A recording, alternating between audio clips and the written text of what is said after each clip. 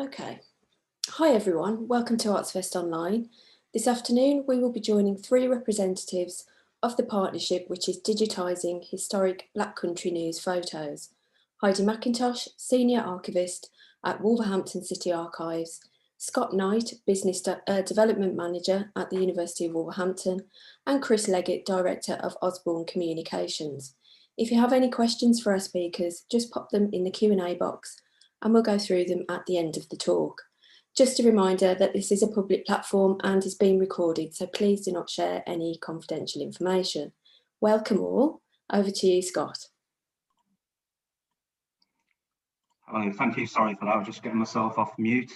I'm Scott Knight, and as Claire said, I'm a Business Development Manager working at the University of Wolverhampton.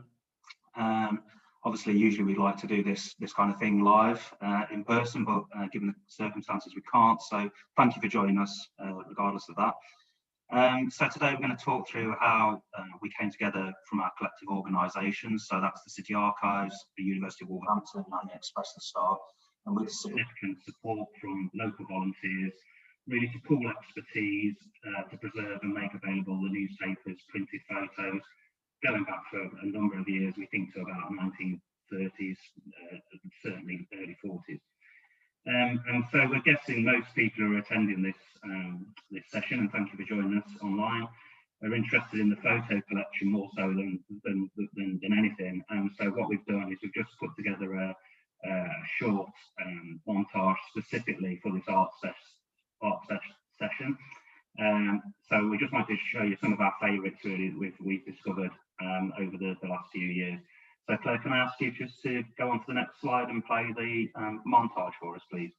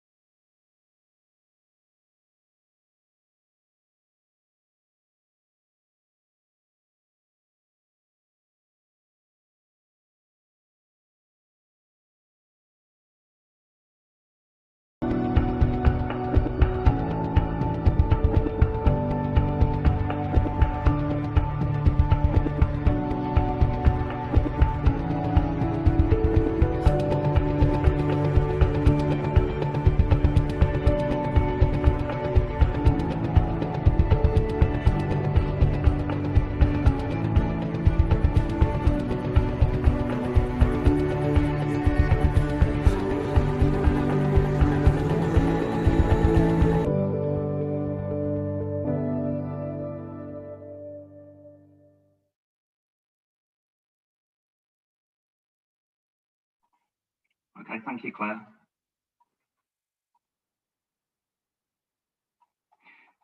Thank you, Claire.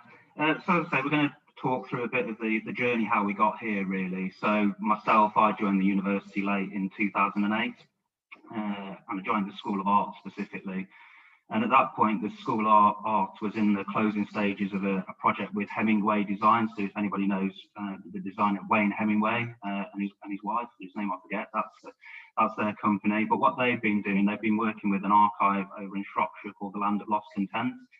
And they've been digitising images from old fashion catalogues, so like the old Cade catalogues and Littlewoods catalogues and things like that, really to sort of use them in design and for using them in products like birthday cards, greeting cards, that kind of thing. So the university worked on that project for around 3 years. And then off the back of the coverage that came with that project, obviously being quite an interesting project, the Express and Star approached the university to see if a similar endeavour could be taken with their photographic collection. So as I say, I joined in 2008, and then in early 2009, I began discussions with the newspaper and a previous city archivist, Heidi's predecessor, And after my first visit, certainly to the collection, I was entirely hooked. My family are from the Black Country. I was born in the Black Country, and there's everything possibly you could want to see about the Black Country in the collection. And as we all know, anybody who's here knows that the newspaper and its presence have been on every street corner in our area for generation after generation. So the development and establishment of the partnership was a relatively easy journey, as each of the stakeholders and the individuals involved too had a real enthusiasm and genuine interest in preserving and re-releasing the collection to the public. So off the back of those early discussions, we quickly began to consult with what was then known as the Heritage Lottery Fund about their Heritage Grants Programme. And to cut the long story short, we were awarded a grant in 2014. From the collection, it's fair to say that the collection is a daily record of Black Country life over the last 100 years or so. It's got significant historical and social relevance to both the West Midlands and to the nation, because it spans the majority of the 20th century. It documents major shifts in society and landscape, resulting in changes in politics, ideology, economics, culture, immigration, science, technology. The list really does go on. And these shifts are documented not necessarily from always the big history, but from the perspective of ordinary people. The Express Star, being the brand that it was able to enter people's homes to record all sorts of occasions that we wouldn't necessarily get from the bigger history, if you like. I'll say bigger history in inverted commas. So during our application for the Heritage Lottery Fund, in our successful application, we conducted a survey, and the majority of the people who responded to that survey gave a very clear message that they were believing that the collection was our history or my history or related to my friends, my family, my life. And as you see through some of these photographs, you really can get that impression that it is about everyday life. Claire, would you mind moving to the next slide, please? So as I said, and as you've seen from the montage as well, the collection is wide and varied. I mean, there are literally hundreds of thousands of photos in this collection, and subjects and occasions all held together by the common thread of the local newspaper. As I said, it's photos of the main news of the day, if you like, and then of course stories of everyday life. So here we have, this is Muhammad Ali visiting the West Midlands in 1983. I mean, it's quite well publicised that he visited Birmingham specifically, but this is a visit to the Sheraton pub in Wolverhampton. Could you move on to the next slide as well, Claire, please? And the Express and Star were there to capture Malcolm X visiting SANDVIK in 1965, and this is literally 2 weeks before his assassination. And then Claire, if you could move to the next slide again, please. And then we go to real sort of everyday life, if you like. This is one of my favourites in the collection because it really just reminds me of what it was like to sort of walk around the markets around the Black Country. And this is specifically, this is 1973. I mean, I wasn't born in 1973, but I certainly walked through these markets, and it just really reminds me of times with my grandmother walking around Blackheath Market and West Bromwich Market. So this is sorry, I'm digressing now. But this is Storeholder Pool Marsh, and this is in West Bromwich Indoor Market in October 1973. Claire, can you move on to the next one? And then we've got things like this. I mean, this is Elton John and Robert Plant playing for a charity match for Wolves. So as you can see, it really is a varied and interesting collection. Claire, can you move to the next slide again, please? So as I said, we cutting a long story very short, we went through 2 previous attempts at getting Heritage Lottery support, but we did manage to hold our partnership together for a third attempt. And we were successful on that third attempt by getting a first round development grant in 2014.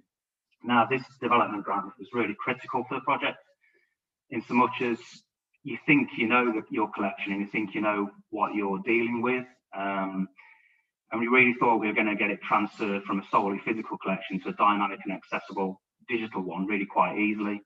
And we really couldn't. The reason being, I mean, this grant gave us the opportunity to work with a dedicated Heritage Fund mentor who proved absolutely invaluable. She slowed us down. She made us ask questions to understand the sheer volume of the collection. it's copyright ownership. Not all the photographs are owned by the Express Society, it might be Press Association or other news agencies. And to really understand the subject matter of what was and what continues to be in there. So really understanding the collection, we're able to make decisions about how to preserve it, which is absolutely vital. So this development stage, gave us the chance to not only work with a mentor to visit other grant beneficiaries, like particularly local archive collections. We were really privileged to visit the National Archives to have a day with their digital archive manager. And this is really important to understand the digitisation process. So when we first started the project, we're thinking about people simply using flatbed scanners to make digital images. That is really at odds to what we needed for a true archival preservation process. So as I say, we really needed to understand how this works. And the simple fact of the matter is that HLF, and rightly so, set standards that they want for digital preservation in terms of longevity and quality of images. But with this comes associated costs. The larger the image that you preserve, the larger the higher your storage costs will be. And so once we began to understand that, we really needed to prioritise what we were going to digitise first. So we quickly understood in the process that we needed to consult the public as to what they wanted first, i.e. not least to secure our audience, if you like, but also because we're spending public money, we're spending lottery players' money, so we have to go out to the public to ask what they want to see first. And so as part of the development process, we not only employed a digital archive specialist, Orange Leaf, based in Shrewsbury, who worked with a number of archives, really giving us an understanding of those costs and those technical requirements. We also work with Tricolor Associates, who are based in Cambridge, and they're heritage consultants who really helped us engage with the public.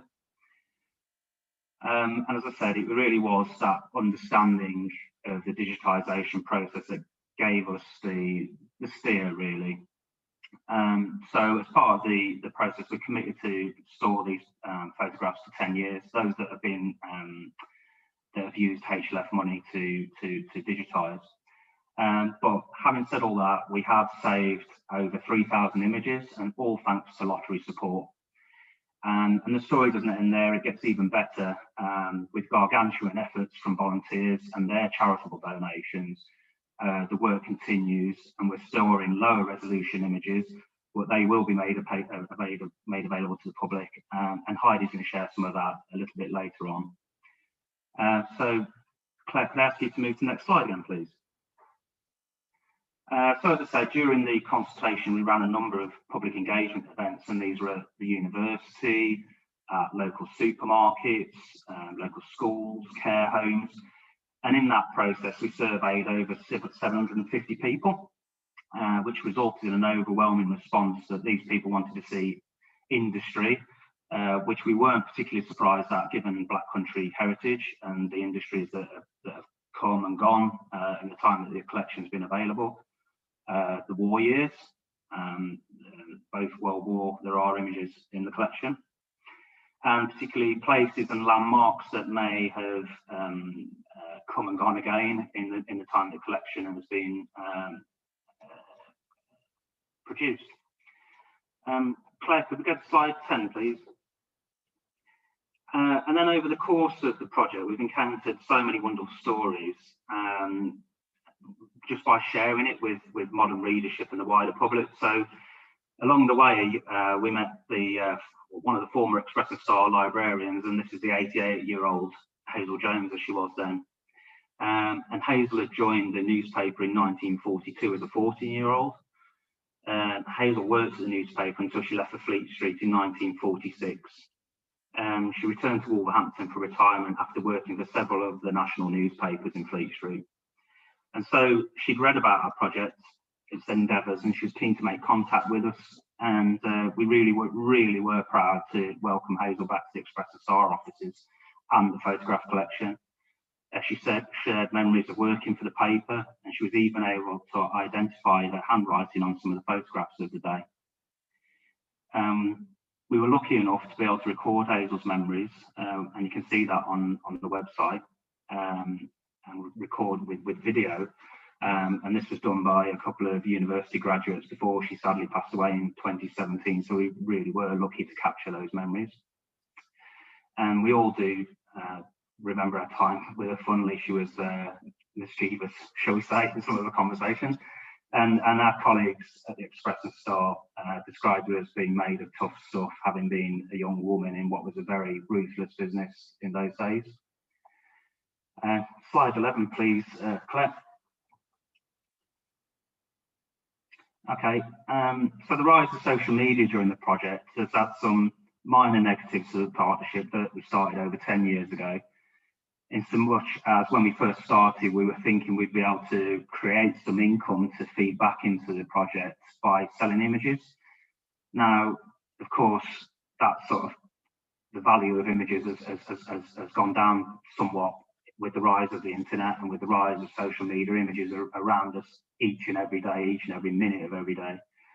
But on the very, very positive side, the reach of the social media has meant that we've been able to put it out images, stories and appeals to support or information very quickly, with over 2,000 Facebook and 1,000 Twitter followers now. And this has had benefits from an archival and cataloguing perspective, which Heidi will cover, but there have been some fantastic and some unexpected benefits and results. So, for example, if you can move to the next slide, please, Claire.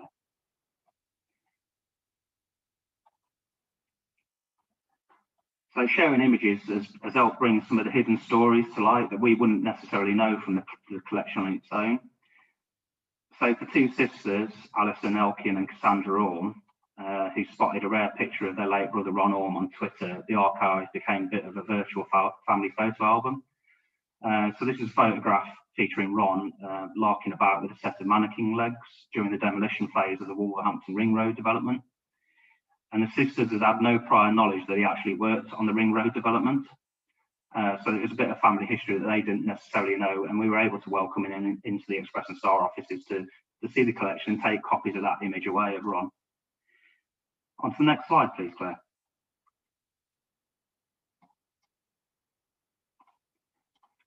And this one really was a great one to watch play out live on the Facebook page. So I don't know about anybody else in the partnership, but I was certainly sitting at home on my phone watching this play out on Facebook.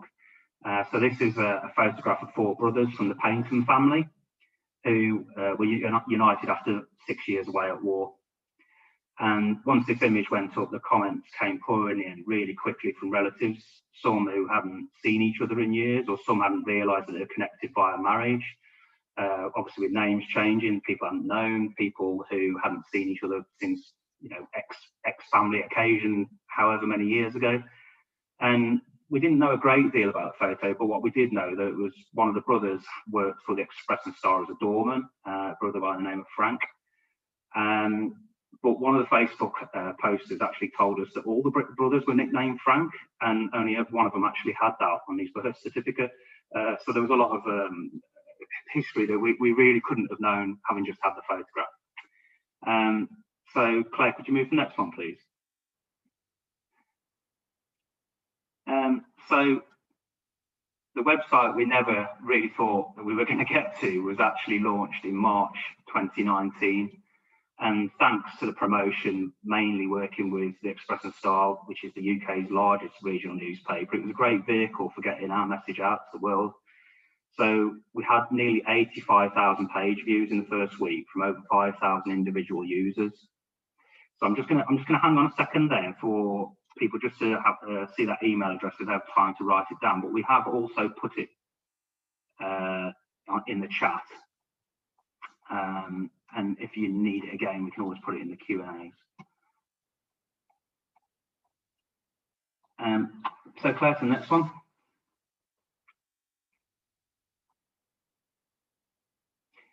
Yeah, so some of those page views came through rather quickly in the first week because the website was featured on Midlands Today in March 2019, which obviously has a huge audience, and it helps raise the profile of the project really significantly, really quickly. And we now have individuals and organisations that have been donating pieces to our collection.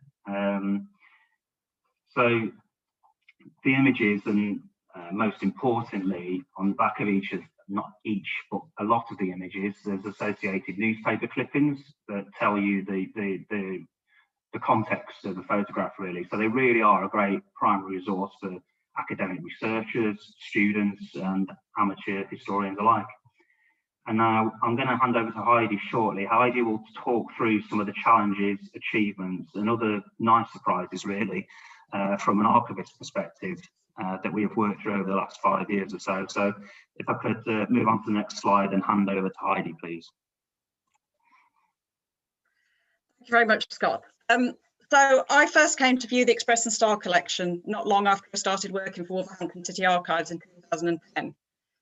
There was a rudimentary keyword index to the folders, but many of the folders, as you can see from the picture, were quite patty and disorganised. As the main newspaper's photographs went digital in the mid-1990s, it was still an active collection because journalists were still dipping in and out of the collection regularly for the older photographs and then not necessarily putting them back correctly.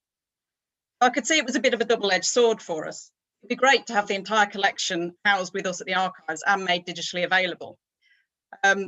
We would need to make sure we had enough space for the physical and the digital material. There'd also be a great deal of work to get us to that point. Because the collection is still a working archive, the main bulk of it is still at the offices of the newspaper in Queen Street. I love my job and I'm quite dedicated to my job. I'm not willing to go into the building at 2 o'clock in the morning because some celebrities died and they need a photograph. So the bulk of the photographs are still at the Express and Star. Whilst they're being digitised, they're then being transferred across to us. Next slide, please, Claire. One of our biggest challenges was getting to grips with and understanding the collection a bit better.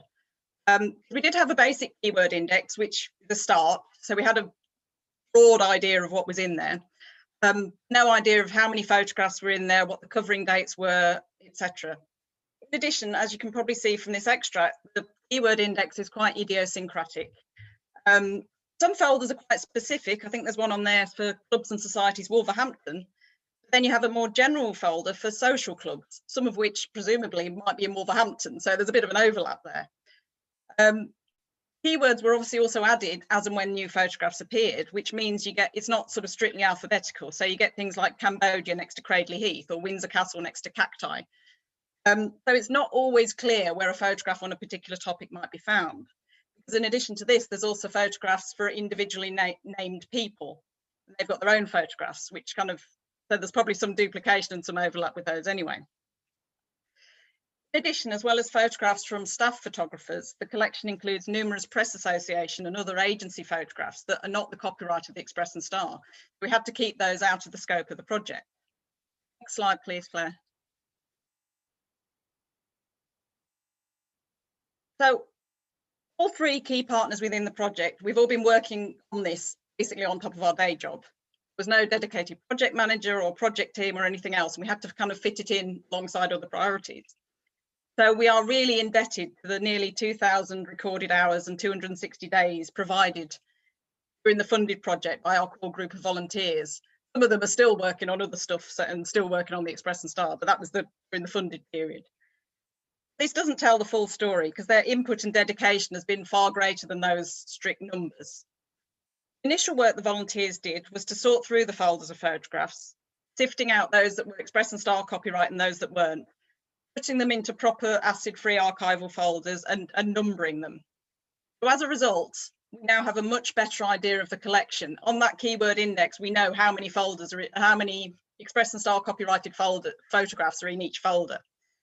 And the ones that are within the scope of the project are also much neater and tidier, and because they're in archival folders, they're kind of preserved better. However, because it is still a working archive, journalists are still dipping in and out, so there's no guarantee it will stay that way until the whole collection has finally been transferred to us. Next slide, please. Another thing we're fortunate in is that many of the volunteers have had connections with other local groups and other individuals, and they've become real advocates for the project, and they've gone out and spread the news to other organisations. One thing in terms of managing our expectations, it was a kind of word of warning.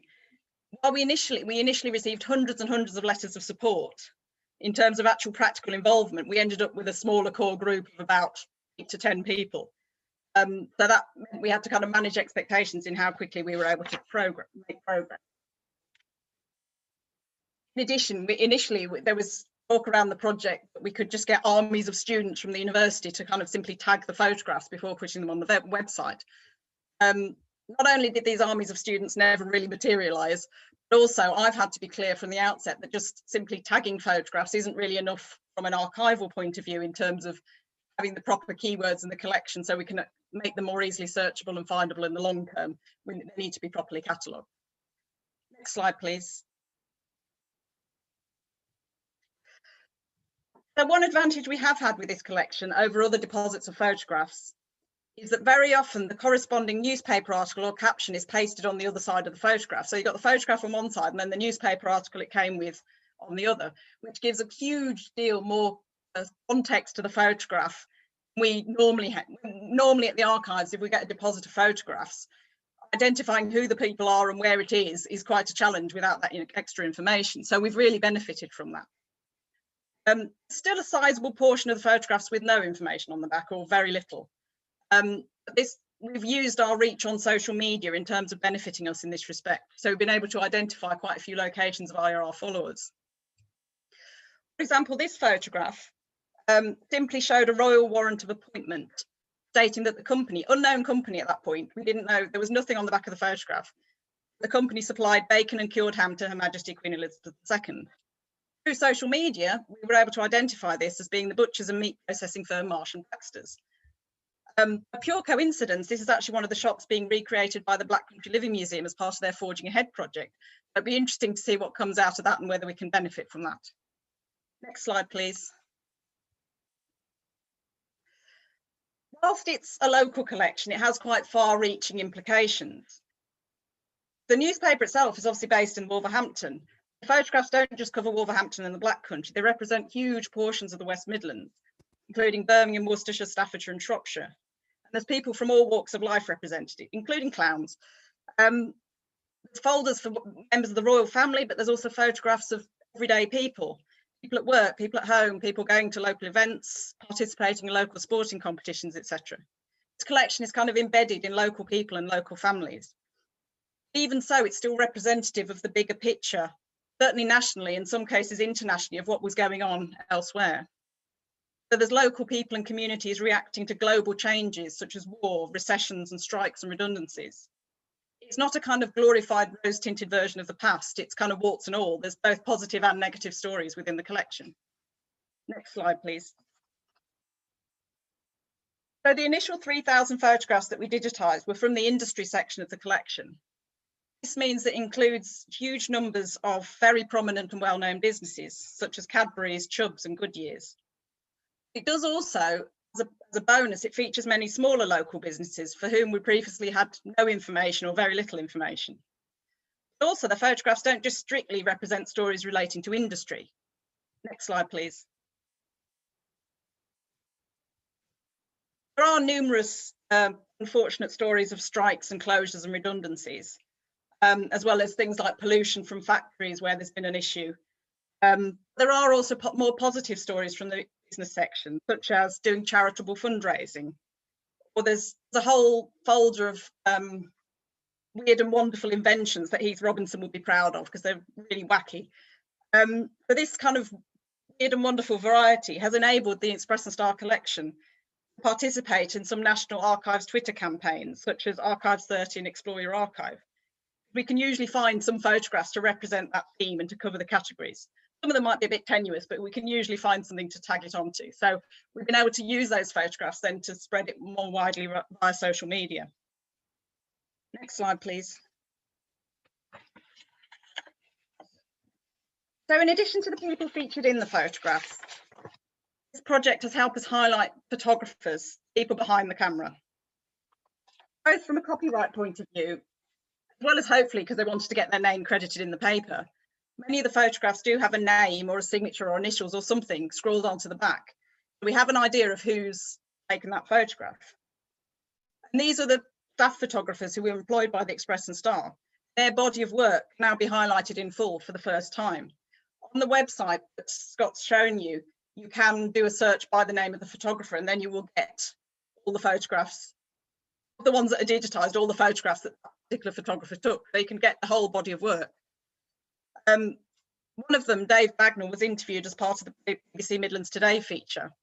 And another one, Ray Bradbury, actually got in touch following the launch of the website to deposit some photographs that he took in 1972. This was an air crash at Halfpenny Green airfield near Wolverhampton. And the air crash killed both pilots. One was called Virrell Mitchell and Prince William of Gloucester, who was a cousin of the Queen. Because of this, these photographs made headline news around the world, and he's now deposited those into the collection. Next slide, please.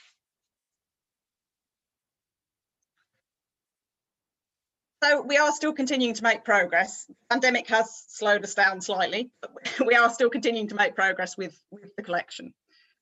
To date, over 6,000 photographs have been catalogued, and about 3,700 of them are now digitised and available on the website. There are another 2,500-ish photographs ready to be sent for digitisation. Once the lockdown has been lifted, they will be sent for digitisation, so they will be made available as soon as possible. We've also mapped out future priorities for digitisation and secured some sources of funding in different locations, including local sports teams, professional and amateur, and some historic buildings of the area. But the ones that will be digitised next that will be available include things like leisure, public transport, markets and the World Wars. Next slide, please, Claire.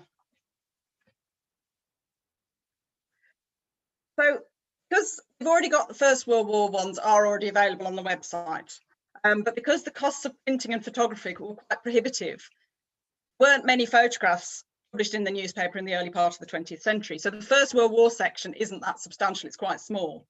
However, by the Second World War, photographs were used routinely. We've got around 800 of these photographs ready to be catalogued, ready to be digitised and made available. They are already catalogued. One additional kind of interesting aspect of the Second World War ones is the introduction of censorship. So in order to boost morale, photos of bombed out buildings, for example, weren't always published. And in order to prevent information about damage to strategic targets falling into the wrong hands, those that did appear were often anonymised. So there's quite a few, there's a whole series of photographs of bombing in Bridgnorth. Then in the official newspaper caption, it just says a West Midlands town. They didn't want to give too much away. There's also on the actual photographs, things have been censored out, like names of pubs have been blacked out prior to publication. So in these cases, sort of the reverse of the photograph tells as much of a story as the front of it. This section, in addition to bombings, there's a whole section on various bombed out buildings. There's a huge variety of life on the home front. Some of these are some evacuees, there's some wounded soldiers in hospital who had captured a Nazi flag. There's rationing, there's prisoners of war, there's the Women's Land Army. These are really exciting photographs and I can't wait to show them more widely. So as soon as we're able to digitise them and share them, they will be made available. Next slide, please.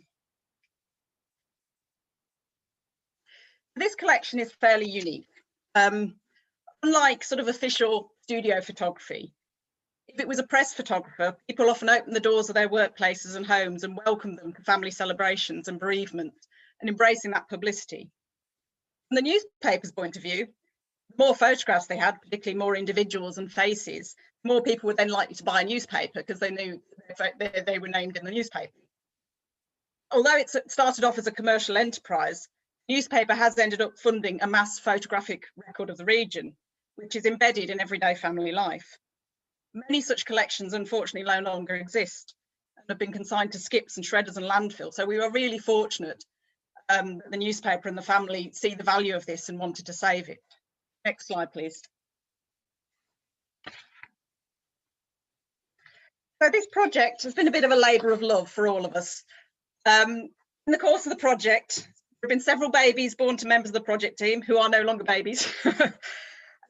Unfortunately, in addition to Hazel Jones, who Scott's already mentioned, the former photograph librarian, we also had one of our volunteers, Paddy Davies, who also died in 2017. So we kind of owe it to all of them to get this right, really.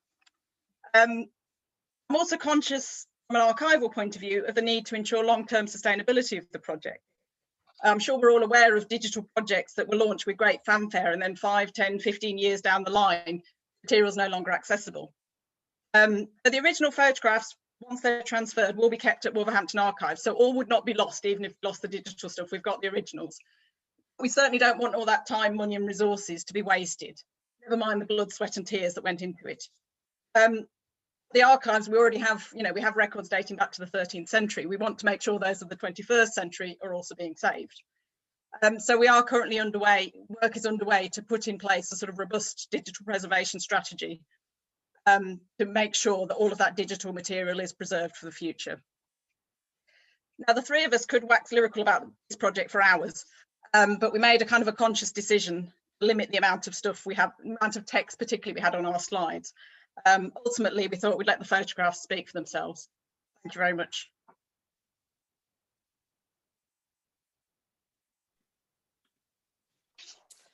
Thanks so much, Scott and Heidi, for that. I mean, if you're all okay now to take any questions that perhaps have come in. If anyone does want to pose any questions, please do put them in the Q&A box, and I'll put them to Chris, Heidi and Scott. So the first one is from Caris. Hi Scott and Heidi, this really is a project to be proud of. I'd like to know a little bit about the surveys, who they were sent to, how they were sent out, what kind of questions were asked. Apologies if it's been mentioned already. This collection has similarities to one of ours, and so it's great to learn how you've worked with the images. Shall I take that one, Claire? Yeah. Okay, so thanks to Heidi and Scott for talking through that. I'm Chris Leggett. I was at the Express and Star for a number of years and worked alongside Heidi and Scott on this project. I think it's a great question, and it touches really at the core of the partnership with the Lottery Fund. And the simple answer to that is there was a methodology applied to how we decided which photos to prioritise, because we were spending other people's money, your money, the players' money. And so the methodology of it, I can't give you the exact process for it, but we were fortunate that we worked with a company called Tricolor Associates who work on lottery projects. And they put it out through various means, and we actually based the priorities on surveys with 750 people. So it wasn't just what the panel thought should be the top priority. And I think anybody who has ever sat on a committee will know that it's difficult to get a consensus along that sort of line. There needs to be a robust methodology to it.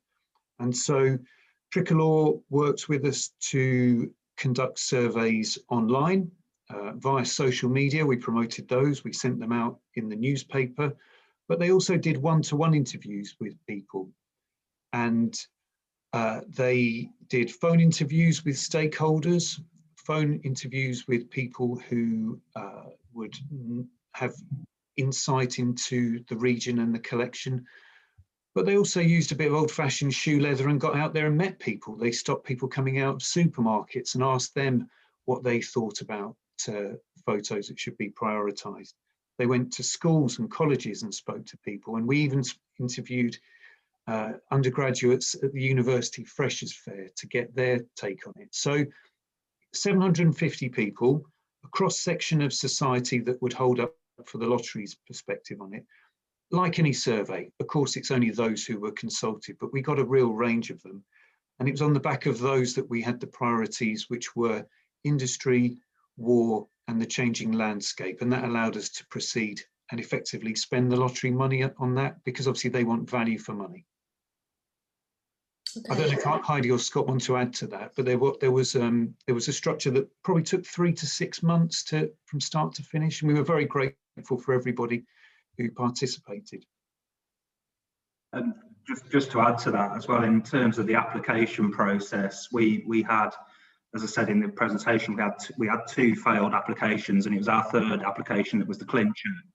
And to my mind, what made that happen is Chris was very good in putting together a survey that he sent out to the readership of Express and Star, and it really asked for people to give their views in open text boxes. So in my work in the application process, I was able to actually really say what people have said about the collection.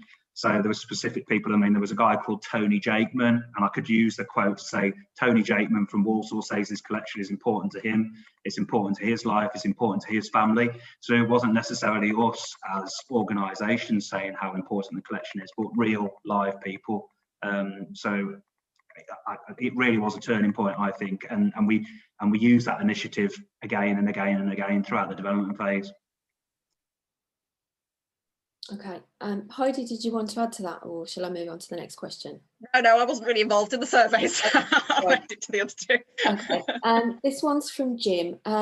Is there any chance of involvement with the British Newspaper Archive to give, oh, sorry, it's just gone, to give access to the newspaper in searchable text form and or photographs, or would this be a financial and person power bridge too far? I think there's several responses to that. The first part, in terms of the specific for the Express and Star, was, as I think Heidi touched upon towards the end of the presentation, the Express and Star has been operating since the 1880s, and it's still owned by the same family who've been involved, but they've owned it outright since 1907, but they've had involvement since pretty much the start. So it was a one-off project and wasn't part of a wider industry program. The partners that came together treated it as a one-off, and so that's why we did all the engagement around it. I think the question is touching upon whether the pages of the newspaper can be searched on the back of this, and I might be misunderstanding it, but that wasn't part of the scope for this, particularly as we're using lottery-funded money. It was very much about these images, which were unique to the newspaper. You can access the pages of the newspaper. It is more manual, and it's through the city archives. But to answer the last part, yes, there would need to be a massive investment to be able to bring back even say 5 years worth of Express and Stars and make them digitally searchable. And there are some projects around the world where people have been able to do that. I don't think that's something that would be done lightly, and I think the investment in that would be probably many times over what we were able to work with the lottery fund to secure for just the photos. So yeah, unfortunately not at the moment, but there are other ways. I think Heidi could come in if people do want to find a specific page or a specific era, either for their family or for their own research. I mean, to be honest, a lot of the inquiries we get at the archives are from people who've had their own photo or a family member's photo published in the Express and Star, and they want the photo. So for us, that's the priority, is to get the photos up there, because that's the thing we get asked about so much more. Because it's a daily newspaper, they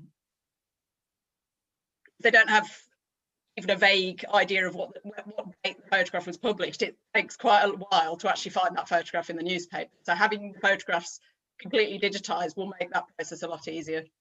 And we'll link in backwards to finding the article in the newspaper if necessary, because we'll have the date. So yeah, at the moment the photographs are the most popular thing that people are asking for. Okay. I think just to add to what Heidi and Scott have said is, it's we have to remember it was a working archive. It was literally stored on shelves, and there was a team of people, just as there were at newspapers all over the world. You know, I came into the industry towards the end of that era, but you couldn't just go on a search engine and look things up. So they were stored away in a working order. They were there for people to be able to literally go in and access at their fingertips. And so the progress that we've been able to share today has really been on the back of not just the three organisations here, but the volunteers who gave, I think, well over 250 equivalent days of their time. It's also with companies like Tricolor and the Lottery Fund that helped us, and then Orange Leaf, who've put together the IT and digital infrastructure for it. We've taken a selection of photographs that were stored for a very different reason in a very different era. We've been able to save some of them and publish them immediately digitally. That's, as I think was touched upon there, unfortunately, there's lots of newspapers where they've just had to let the collections go. There was nobody could afford to keep them or to hold on to them. And so this gives us a platform to build upon in the future. But it's really a reminder of how rapidly things have changed. That a room full of black and white black and white colour, small section colour photographs in our lives, that was something that was integral to a news production. And now, obviously, in the digital age with social media and the pace of change, particularly during the pandemic, future generations will be storing some of that archive in completely different ways. Okay, thank you. Which is one from Caris again. Thank you for those answers to my previous questions, really helped. If I can ask another, what compliance and data protection issues did you come across and how did you deal with them? Were most people okay with their images being used? That is a topic which we can give you a short answer to, but took up a lot of time, because we understand there's several aspects around it. So photographs that were taken for the Express and Star were their copyright. That's one copyright and data issue. People were photographed largely, I think what you've seen in the collection that we've shared today, they've complied with it for a news photograph at the time.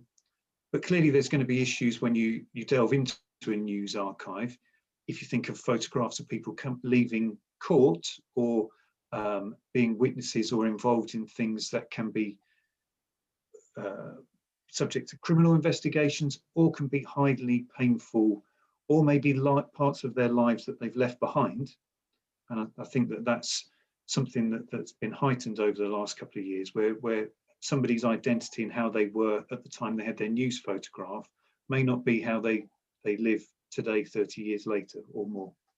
So the shorter answer to that is that yes, we have perhaps sifted out ones where there's been controversy and there are issues around those photographs that have been there. But I think that the copyright that was taken at the time allowed us to republish them in a way. And for many of the photographs that you've seen today, that those people have subsequently died, so that it's the record of that image. But there are, around an archive like this, where there will be people who were photographed and are still around, there were sensitivity and other issues that we were very mindful of. Heidi, I don't know if you want to come in terms of a pure archive view of that. Well, I mean, there's the whole section on crime, which we've consciously stayed away from for now, for that very reason, because there's obviously a lot of sensitivity around murders and deaths and things like that, where we don't want to upset anybody at the moment. Equally, like you said, the majority of the photographs are from the 1960s and 70s is the main period. So in terms of data protection, it would have expired anyway. And also, like, because they've already they've already been published in the newspaper, so they have been publicly available before, and they're still technically publicly available in the newspaper. So, like you say, the copyright issues, we consciously checked all the copyright and made sure. We do have a disclaimer on, I think, on the website that says, if somebody else claims this is their copyright, get in touch with us and we can resolve that. So. I don't know if that answers the question. Okay, thanks for that question, Caris. So this one's from Kiara. Great talk and project, thanks. Thinking about the impacts of COVID-19, I wondered if there were any aspects of the project that you've been able to continue to work on remotely. I'm particularly interested in whether your volunteers have been able to continue work on it during this time. If not, have you been able to keep them engaged or just paused things for now? Do you want me to pick that up? In terms of, we've got these photographs that are ready to be catalogued and ready to go. Because of COVID-19, the rest of them are still at the Express and Star, so we haven't been able to go and pick any more up. Because they're not yet digitally available, I haven't been able to get the volunteers to do it remotely because it's not digitised because it's hard copy. However, I have used lots of the volunteers on Express and Star project have continued to be volunteers for the archive, so I have been able to use them in other ways, do other digital and remote working in the meantime. And certainly when we are able to get more material digitised, I would go back to those volunteers. Even if we're not open, I would go back to those volunteers and say, are you still willing to do some more work indexing and cataloguing the photographs?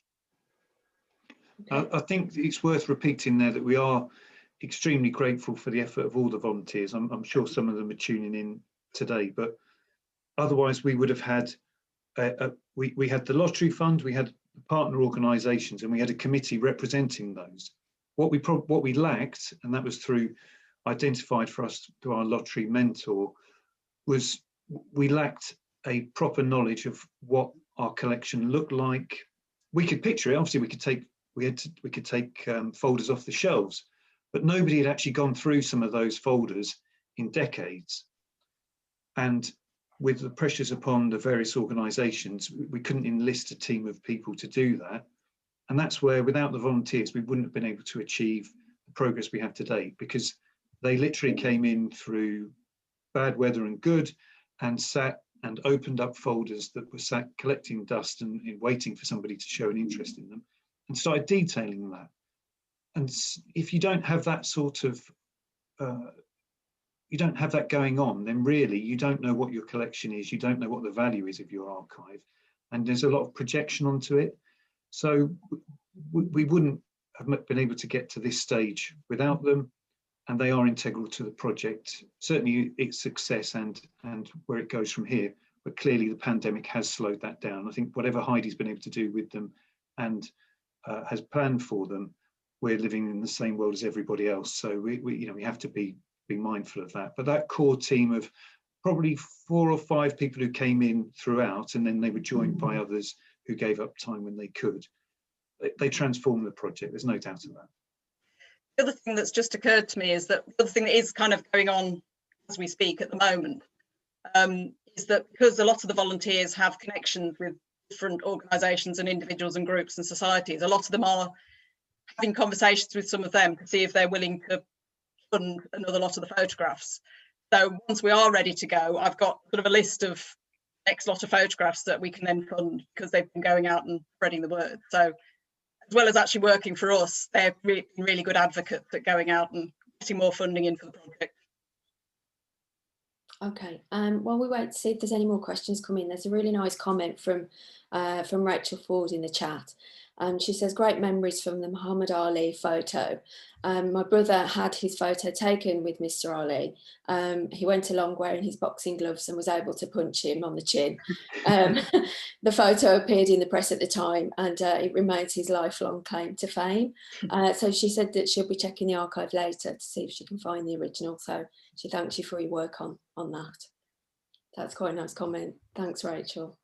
I mean, that's lovely to hear, because obviously the unique part about the newspaper collection, as opposed to say a council's documenting of a project or police records or something, is that there's a whole colour of life that's in there, good and bad. But for memories like that, it's amazing. And the Muhammad Ali ones, I don't think that they're necessarily in the batch that's on the website, but we did revisit them at the newspaper a couple of years before he died, and he's actually above my shoulder at the moment, so I can feel the pressure of that.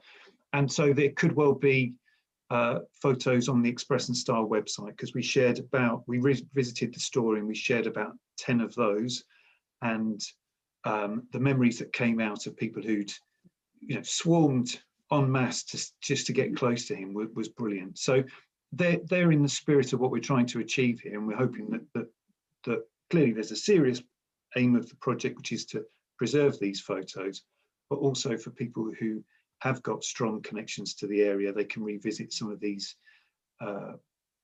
key events, but also landmarks, places where family might have worked, cars, fashions, all sorts of things are in there. So it's a real taster of what life was like at key times. But yeah, Muhammad Ali is one of the standout ones.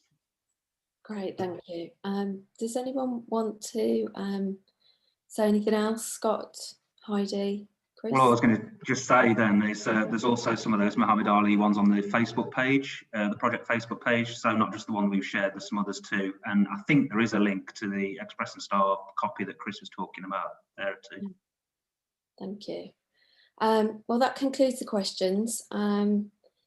Thanks everybody for watching. Thanks to Heidi, Chris and Scott. Really fascinating to see what goes on behind the scenes. I certainly didn't have any clue, but I think I'll see it with a different viewpoint now. I hope you all enjoyed that at home.